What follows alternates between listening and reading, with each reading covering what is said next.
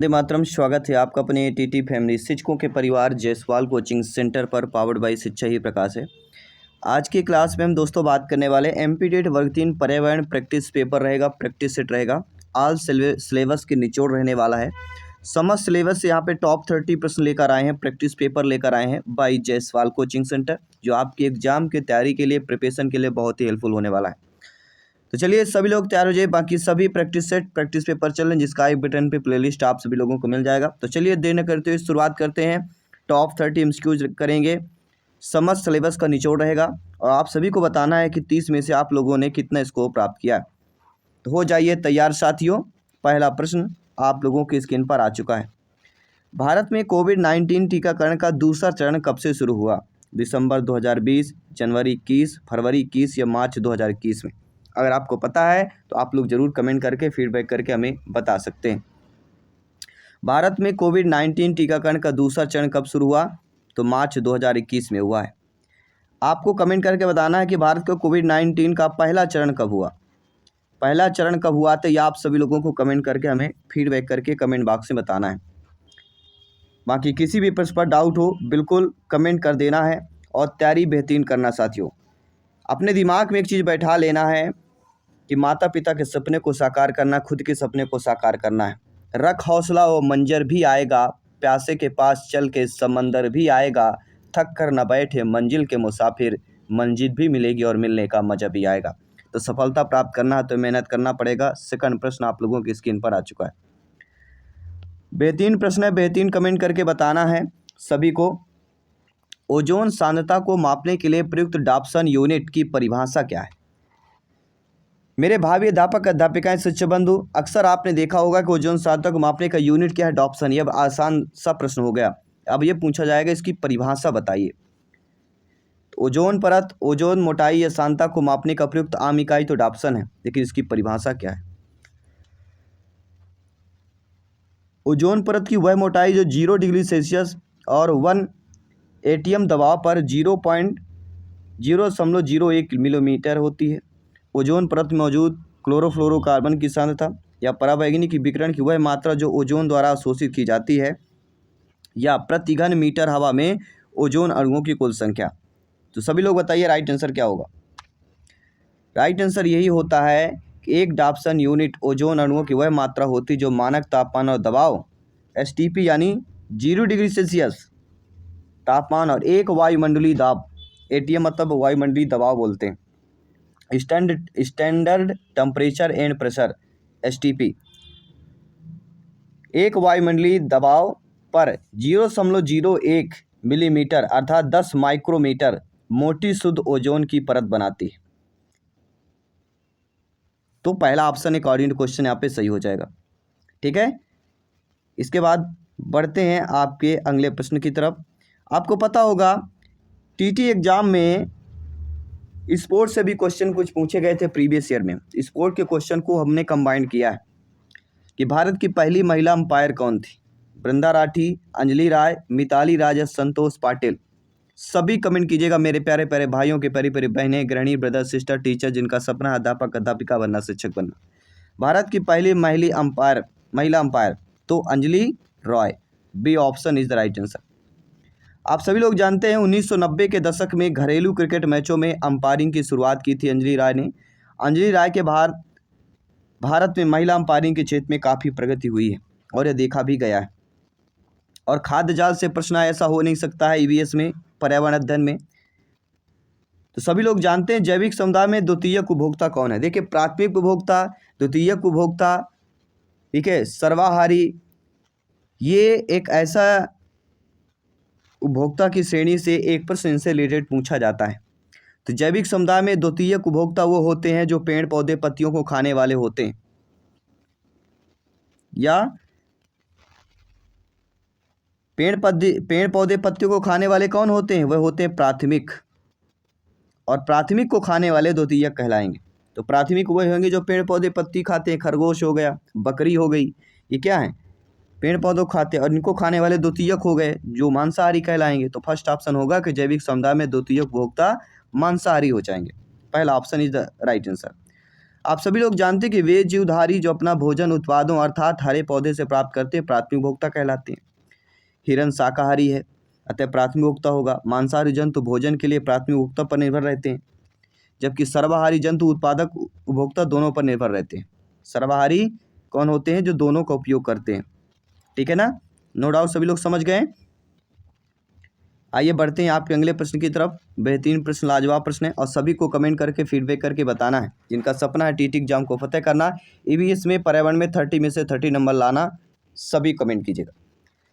RT अधिनियम 2009 के अनुसार कक्षा 1 से 5 तक के विद्यालय में कुल 62 छात्रों को कितने शिक्षक उपलब्ध कराए जाएंगे? यह आपसे प्रश्न पूछा रहा, पेडागोजी का प्रश्न है, ध्यान दीजिएगा, मिक्स क्वेश्चन पूछे जाएंगे। तो ये आपको पता होना चाहिए कितने शिक्षकों पर 1 से 5 तक में कितने बालक के छात्रों पर शिक्षक होने चाहिए। अगर आपके कक्षा में 60 तक छात्र हैं, कितने हैं? मान लीजिए 60 छात्र हैं, स्टूडेंट हैं, तो इसमें 2 शिक्षक लगे। अगर 60 से ऊपर हो गए, 61 से लेके 90 तक हैं, कितने हैं? 61 छात्रों से लेकर 90 तक है, तो उसमें 3 शिक्षक होंगे। तो 61 से ऊपर आ गया तो इसमें 3 शिक्षक हो जाएंगे। तो थर्ड ऑप्शन सही हो जाएगा। ये अपने दिमाग में बैठा लीजिएगा कि कोई भी प्रश्न आए, अगर 60 तक विद्यार्थी यहाँ पे कक्षा में तो 2 शिक्षक होंगे, 61 से लेकर 90 तक हैं तो 3 शिक्षक होंगे, 91 से लेकर 120 तक हैं तो 4 शिक्षक होंगे, 121 से लेके अगर 200 तक छात्र हैं तो फिर 5 शिक्षक होंगे, और 150 से अधिक में 5 शिक्षक प्लस 1 रखा जा सकता है। इसके बाद बढ़ते हैं आपके अगले प्रश्न की तरफ। बढ़ता हुआ त्वचा कैंसर और उत्परिवर्तन किसके कारण है?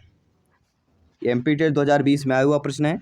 ओजोन छतरी को नुकसान, अम्लीय वर्षा, CO2 प्रदूषण या CO? सभी लोग बताइएगा। बढ़ता हुआ त्वचा कैंसर, उच्च उत्परिवर्तन दर का मुख्य रूप से जो होता है कहीं ना कहीं ओजोन छतरी को नुकसान। ओजोन परत के पतले होने से सूर्य की हानिकारक परावैंगनी किरणें, सूर्य की हानिकारक परावैंगनी किरणों को UV किरणें कहते हैं, अधिक मात्रा में पृथ्वी पर पहुंच जाती हैं, और इसके से ही त्वचा की कोशिकाओं में DNA को नुकसान पहुंचाता है, जिससे उत्परिवर्तन होता है और कैंसर कोशिकाओं का निर्माण हो जाता है। अगला प्रश्न है जो आप लोगों की स्क्रीन पर है। मानव रुधिर वर्ग की खोज सर्वप्रथम किस वैज्ञानिक ने की थी? मानव रुधिर वर्ग की खोज सर्वप्रथम किस वैज्ञानिक ने की? लैंडिस्नर, जेनिंग्स, पैटिनियमास या कार्ल मार्क्स ने? सभी बताइएगा। जी हाँ, सभी मित्रों को जय हिंद, वंदे मातरम। साथियों, आपका प्रत्येक कमेंट सर्वोपरि है। सरमान है जयसवाल सर, सभी का अभिनंदन, स्वागत कर रहे हैं। मानव रुधिर वर्ग की खोज सर्वप्रथम किस वैज्ञानिक ने की थी? उस वैज्ञानिक का नाम है कार्ल लैंडिस्नर।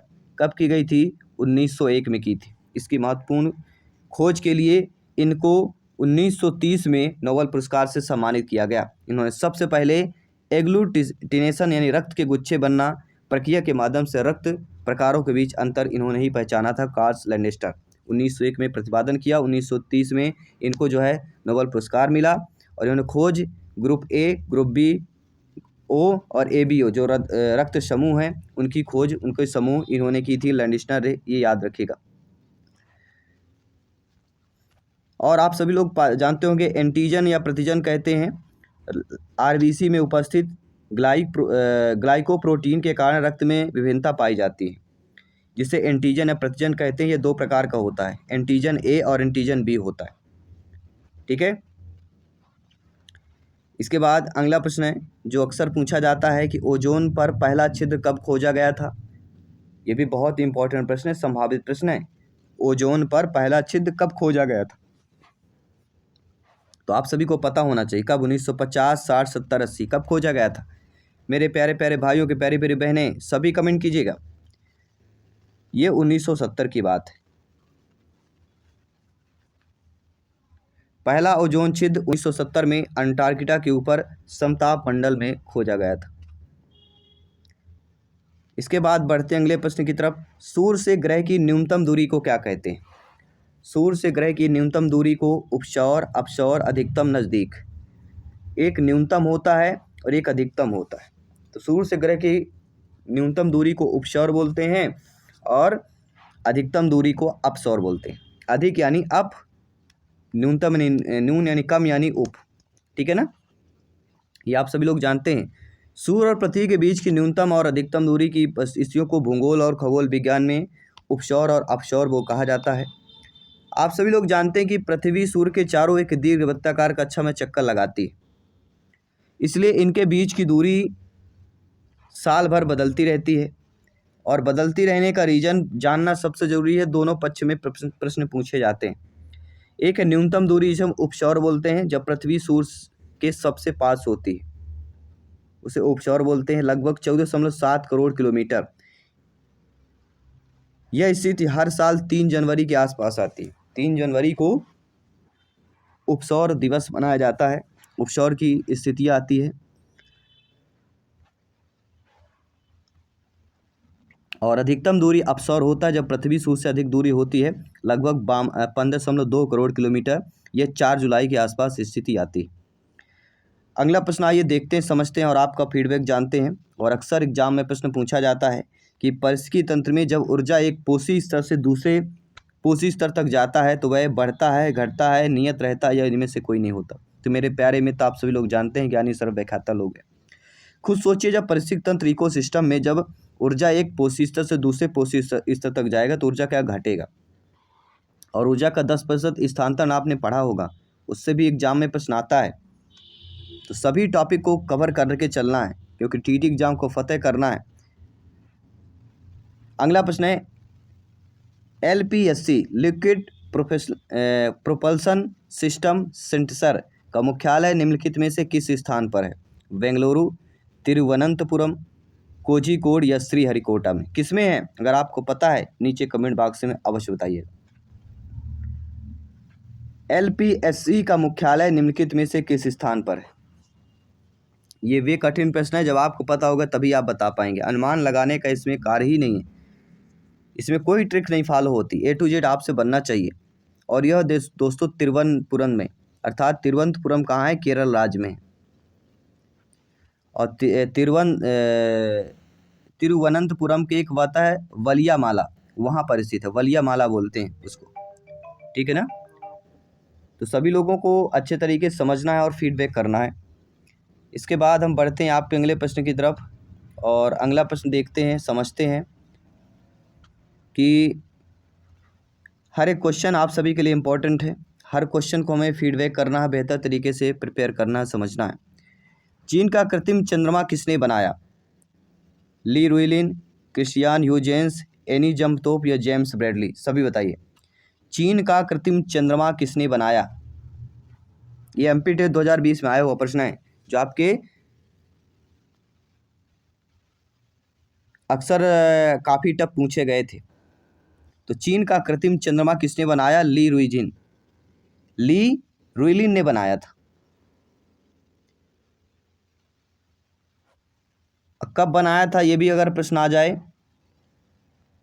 2022 में जिंगासू प्रांत के शहर में निर्मित एक वैक्यूम चैम्बर सुविधा है, जो चुंबकत्व का उपयोग करके चंद्रमा के कम गुरुत्वाकर्षण का वातन की नकल करती है। वैज्ञानिकों ने नेतृत्व में किया था।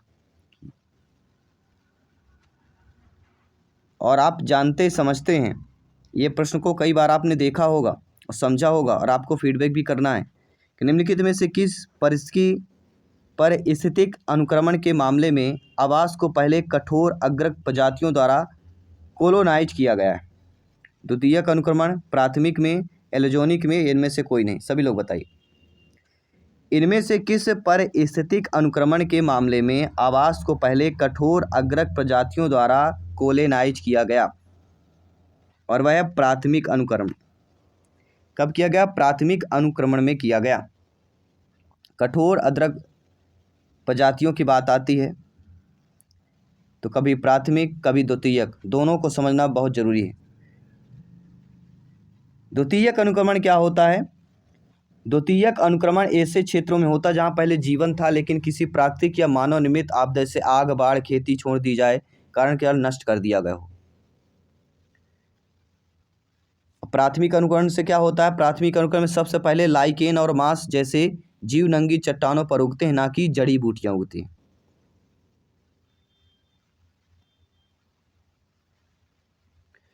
तो कठोर का जिक्र हुआ है, इसलिए आमतौर पर मिट्टी की उपस्थिति तेज़ी से वापस आती है।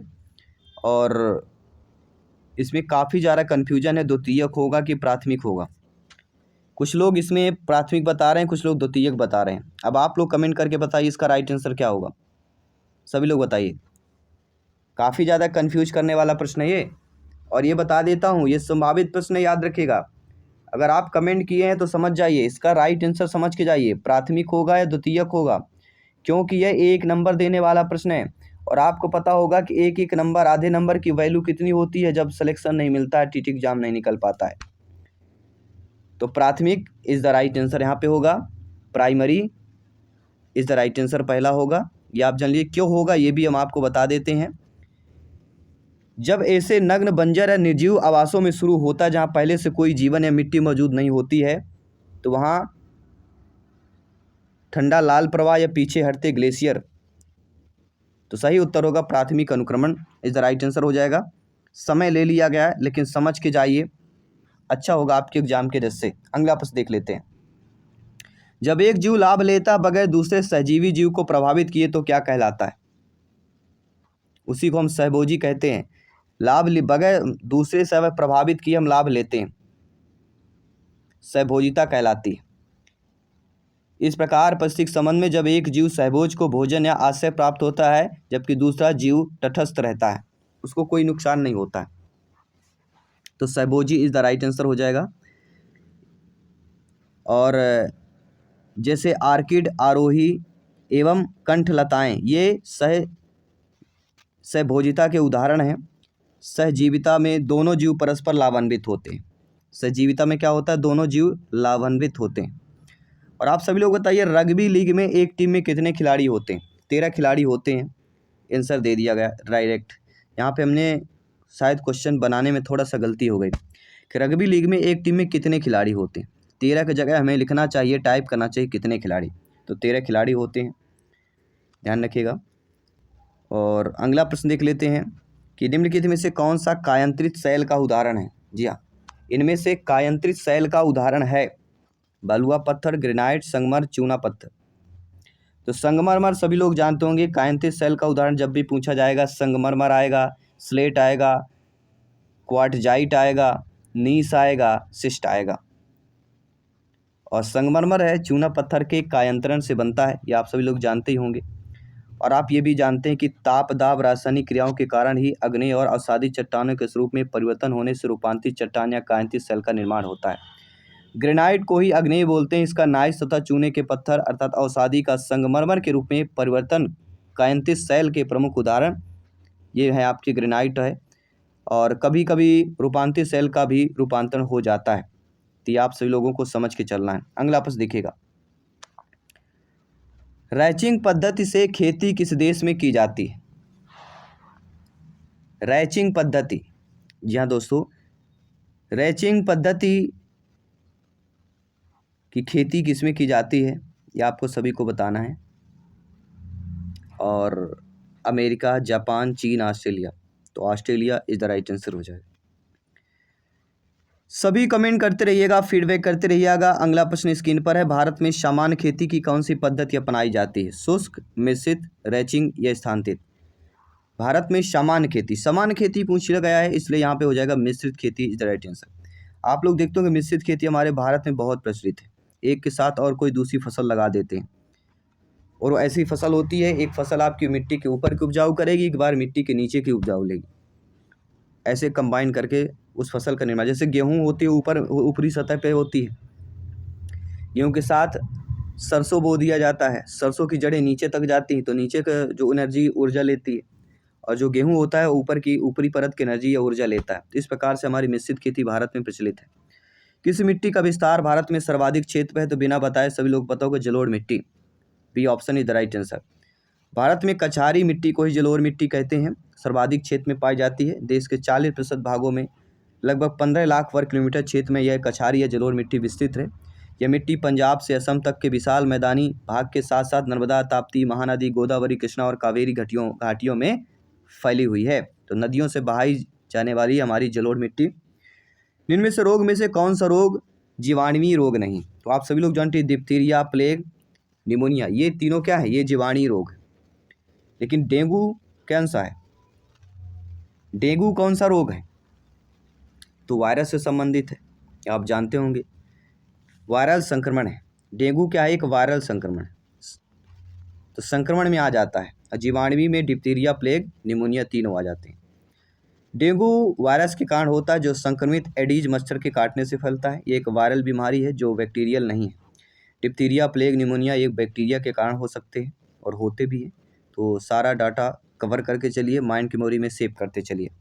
इनमें कौन सा एक हड्डी रोग का विकार नहीं है, तो बर्साइटिस, फाइब्रोमाइगिया और कफोसिस, ये तीनों हड्डी रोग के विकार हैं। लेकिन थैलेसीमिया जो हड्डी रोग का विकार नहीं है। थैलेसीमिया जो होता है एक अनुवांशिक रक्त विकार होता है। थैलेसीमिया क्या है, एक अनुवांशिक रक्त विकार है जो आपके शरीर में सामान्य से कम हीमोग्लोबिन और कम लाल रक्त कोशिकाओं की विशेषता कहलाती है, और इससे हमें डिनोट होता है, पता चलता है। अगला प्रश्न है, भारत के पहले प्रायोगिक उपग्रह प्रक्षेपण यान SLV-3 के मुख्य परियोजना निदेशक कौन थे? तो ये सभी लोग जान लीजिए कि भारत के पहले प्रायोगिक उपग्रह प्रक्षेपण यान कौन है, तो SLV-3 है। इसकी मुख्य परियोजना किसने की, डॉक्टर APJ अब्दुल कलाम। इसे भारतीय अंतरिक्ष अनुसंधान संगठन इसरो द्वारा विकसित किया गया है। कब किया गया, 18 जुलाई 1980 में श्रीहरिकोटा से रोहिणी उपग्रह RS-1 से सफलतापूर्वक कक्षा में स्थापित किया गया, जिसने भारत को उपग्रह प्रक्षेपण क्षमता वाला छठा देश बन गया था। आइए बढ़ते हैं आपके अगले प्रश्न की तरफ। अगला प्रश्न है, इकोसिस्टम की सही परिभाषा क्या है? तो मेरे प्यारे मित्र, आप सभी लोग जानते हैं, ज्ञानी सर्वव्याख्याता लोग, इकोसिस्टम की जब भी बात की जाती है, जीव समुदाय और उसके वातावरण का संतुलित तंत्र को ही हम इकोसिस्टम बोलते हैं। D option is the right answer. किसी क्षेत्र के सभी जीवधारी व वातावरण में उपस्थित अजैव घटक संयुक्त रूप से परितंत्र का निर्माण करते हैं, और परितंत्र जैविक अजैविक घटकों से मिलकर बनी हुई एक रचना है, और समुद्र विश्व का विशालतम परिस्थितिक तंत्र है। अगर विशालतम परिस्थितिक तंत्र पूछा जाए तो समुद्र इज द राइट आंसर हो जाएगा। अगला प्रश्न है, मानव विकास के क्रम में 2 पैरों पर चलने का सबसे बड़ा लाभ क्या मिला है? हाँ, स्वतंत्र रूप से मस्तिष्क के आगे अनुसार कार्य कर सकते हैं। Third option is the right answer. इसीलिए अन्य प्राणियों से मनुष्य को श्रेष्ठ माना जाता है। अगले, जब छात्र और शिक्षक कक्षा के बाहर एक साथ होते हैं तो नए शैक्षिक वातावरण और अनुभव संभव हो सकते हैं। यह कथन किस प्रकार है? जब छात्र बालक बालिकाएं शिक्षक कक्षा के बाहर एक साथ हों तो नए शैक्षिक वातावरण और अनुभव संभव होता है। यह कथन किस प्रकार है? आपके 3-4 ऑप्शन दिए गए हैं और इस प्रकार के अब पूछे जाते हैं। पहला ऑप्शन देख लेते हैं। पहला कह रहा है कि सच है, छात्र कई चीज़ें देख सकते हैं जो कक्षा में उपलब्ध नहीं है। बिल्कुल सही है। असत्य है, क्योंकि कक्षा से बाहर होने पर छात्र गंभीर नहीं होते। गलत, ऐसा नहीं है। EVS में कक्षा के बाहर बेहतर बच्चे सीखते हैं, आंखों देखा बेहतर सीखते हैं। असत्य है, क्योंकि बाहर जाने पर शिक्षा का कोई संबंध नहीं। ऐसा नहीं है, ये भी गलत हो जाएगा। सच है, क्योंकि शिक्षक कक्षा के बाहर होने पर ही पढ़ा सकते हैं। ये भी गलत, होने पर ही नहीं। राइट आंसर होगा सच है, क्योंकि छात्र कई चीज़ें देख सकते हैं जो कक्षा में उपलब्ध नहीं होते हैं। पहला option is the right answer होगा। इसके बाद बढ़ते हैं अगले प्रश्न की तरफ। निम्नलिखित में से कौन सा शिक्षण सहायक सामग्री के कठोर उपागम हार्डवेयर के अंतर्गत आता है? तो वह हो जाता है प्रोजेक्टर। प्रोजेक्टर इनमें हार्डवेयर अर्थात कठोर उपागम के अंतर्गत आ जाता है। और अगला प्रश्न है जो आपके स्क्रीन पर है कि मध्य प्रदेश का पहला जैव आरक्षित मंडल कहाँ है? पन्ना टाइगर, पचमढ़ी, कान्हा नेशनल या पेंच राष्ट्रीय उद्यान? सभी लोग बताइए। Panna tiger reserve, Pachmarhi, Kanha national park, Pench राष्ट्रीय उद्यान। इन चारों को डिटेल से पढ़ना, क्योंकि यहाँ से 1 से 2 प्रश्न आएगा। मध्य प्रदेश का पहला जैव आरक्षित मंडल की बात करते तो वह पचमढ़ी। पन्ना tiger reserve national park Madhya Pradesh के पन्ना जिले में है, और आपको पता होगा पन्ना जिले के बारे में। पचमढ़ी के बारे में भी पता होगा। कान्हा नेशनल पार्क की अगर बात आती है तो कान्हा नेशनल पार्क ये भी मध्य प्रदेश में है। पेंच राष्ट्रीय उद्यान, पेंच नेशनल पार्क जो होता है, इससे रिलेटेड भी प्रश्न पूछे जाते हैं।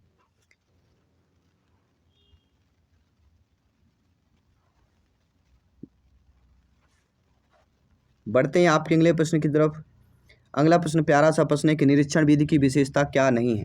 तो पहले ये हमें पता होना चाहिए कि निरीक्षण विधि की विशेषता क्या क्या होती है। ये एक मनोवैज्ञानिक विधि है, यह प्रत्यक्ष अनुभव पर आधारित होती है, यह विधि विभिन्न सर्वेक्षणों द्वारा अपनाई जाती है। ये निरीक्षण विधि की विशेषता है। तो क्या विशेषताएं हैं? ये एक बाल केंद्रित विधि है जिसमें शिक्षक एक प्रशासक के रूप में होता है। शिक्षक एक प्रशासक के रूप में यह विशेषता नहीं है, इसलिए according to question C option हमारा सही हो जाएगा। ठीक है, नो डाउट। आप जानते हैं योजना बनाना, आवश्यक तैयारी करना, ये निरीक्षण विधि की विशेषताएं हैं। व्यवहार का निरीक्षण करना, निरीक्षण कार्य का विश्लेषण और व्याख्या करना, सामान्यीकरण करना, ये सारे इनकी विशेषताएं। अगला प्रश्न है पर्यावरण शिक्षा में समस्या समाधान विधि का गुण क्या होता है। तो पर्यावरण शिक्षा में जो समस्या समाधान होती है उस विधि में गुण की बात करते हैं तो लक्ष्य केंद्रित विधि भी होती है, सृजनात्मक विधि भी होती है, चयनात्मकता भी होती है। अर्थात जो उपयुक्त सभी दिया गया है वह यहाँ पे सही हो जाएगा। इसके बाद हम बात करेंगे ऑप्शन नंबर अगले प्रश्न की कि प्रेक्षण विधि की सीमाएं क्या होती हैं। यह विधि मितव्ययी नहीं है। इस विधि में प्रेक्षण सूक्ष्मता से न करने पर प्राप्त परिणाम अधिक वैध एवं विश्वसनीय नहीं होता। इस विधि से व्यक्ति के आंतरिक व्यवहारों का अध्ययन संभव नहीं है या उपरोक्त सभी। देखिए प्रेक्षण विधि की सीमाएं, यह विधि मितव्ययी नहीं, बिल्कुल सही है। इस विधि में प्रेक्षण सूक्ष्मता से न करने पर प्राप्त परिणाम अधिक वैध एवं विश्वसनीय नहीं होता, बिल्कुल सही बात है। इस विधि से व्यक्ति के आंतरिक व्यवहारों का अध्ययन संभव नहीं है, बिल्कुल सही बात है। प्रेक्षण विधि से किसी व्यक्ति का आंतरिक व्यवहार का अध्ययन नहीं कर सकते, इसलिए उपरोक्त सभी ऑप्शन यहाँ पे जो दिया गया है वह सही हो जाएगा। नो डाउट सारी चीज़ें क्लियर हो गई।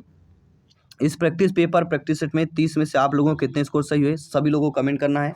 और आने वाले प्रैक्टिस सेट प्रैक्टिस पेपर में और भी कठिनता आएगा और भी सारे मॉडरेट क्वेश्चंस आने वाले हैं और सभी सब्जेक्ट के प्रैक्टिस सेट प्रैक्टिस पेपर चलने वाले हैं। तो प्रिपरेशन को मजबूत कीजिए, तैयारी बेहतर कीजिए ताकि अपना सपना साकार हो सके, टीटी एग्जाम फतेह हो सके, माता पिता का सपना साकार हो सके। तो चलिए दोस्तों, मिलते हैं नेक्स्ट सेशन पे, अगली क्लास पे, अगले प्रैक्टिस सेट पे। सभी मित्रों को जय हिंद, वंदे मातरम, धन्यवाद सभी का।